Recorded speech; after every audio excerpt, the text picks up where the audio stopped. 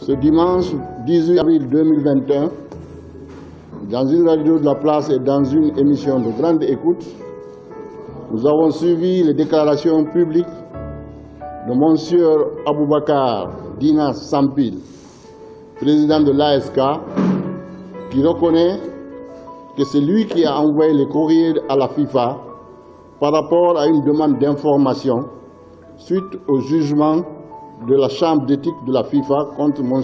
Mamadou Antonio Souaré en vue de l'invalidation de sa candidature à la prochaine élection de la Fédération guinéenne de football prévue le 14 mai prochain.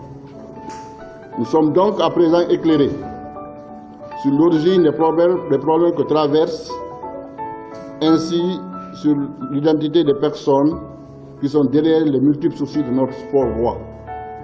Ces déclarations viennent confirmer les intentions de M. Aboubakar Dina Sampil et de son mentor, M. Salifou Kamara Supervier, de vouloir continuer à éprouver le football guinéen à cause de leur intérêt personnel et égoïste au détriment de celui du peuple de Guinée tout entier.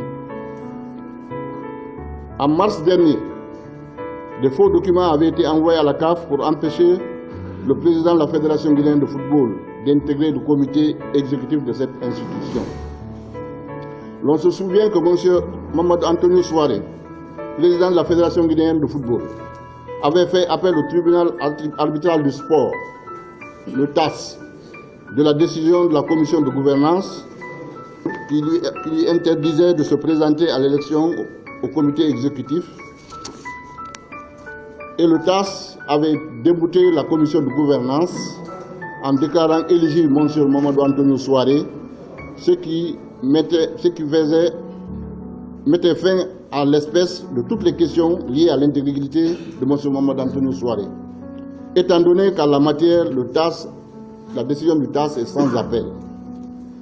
Mais ces ennemis du football guinéen continuent toujours leur stratagème avec pour objectif créer coûte que coûte une nouvelle crise dans le football guinéen. Mais ces ennemis du football guinéen dis-je, se trompent.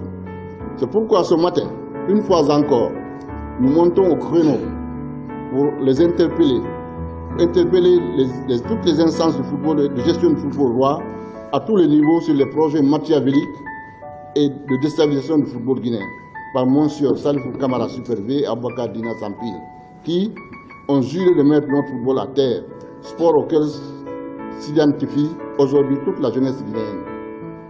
Nous prenons ainsi à témoin le peuple de Guinée par rapport aux agissements de ses ennemis du football guinéen, à rappeler que Salifou Kamara Supervier a auparavant géré le football guinéen de ce pays.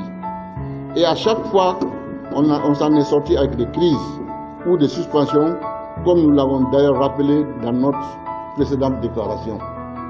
Nous tenons toutefois, une fois, à rappeler qu'à chaque fois que cela a été, la Guinée s'en est sortie avec des suspensions.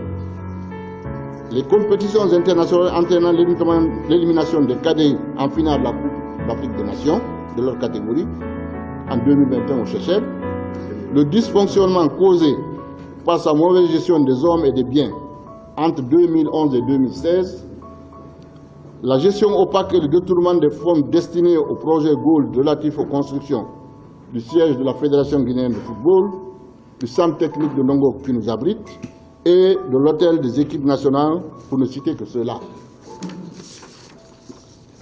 Il ne s'agit plus de football, mais purement et simplement d'un acharnement contre la personne de M.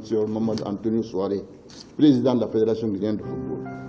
Pour ces raisons, nous souhaitons le bannissement de M. Salifou Kamara Supervier du football guinéen pour qu'on ait la paix.